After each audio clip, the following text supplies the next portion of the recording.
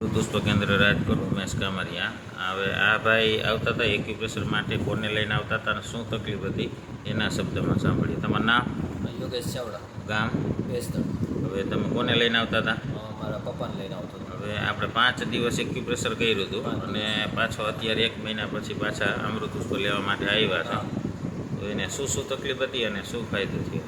પહેલાં એમને ચાલવામાં થોડુંક ચાલે ત્યાં ખાલી ચડી જતી હતી અને પછી ઊભા રહેવું પડે ને પછી પાછું ચાલવાનું કન્ટિન્યુ કરવું પડે। પગના થાપામાં દુખતું, આખો પગ દુખતો ને? પગ દુખે, ખાલી કમરેથી? ચડી જાય।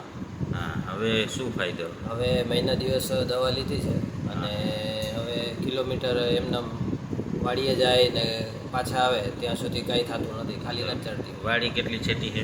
કિલોમીટર, એટલે 2 કિલોમીટર ચાલે ને? આવવાનું। 2 કિલોમીટર થઈ જાય ને? તો હવે કાંઈ પ્રોબ્લેમમાં? ના, હવે કાંઈ નહીં, હાલી ચાલી શકે બધું કમ્પ્લીટ? પહેલાં ઊભા રહી શકતા?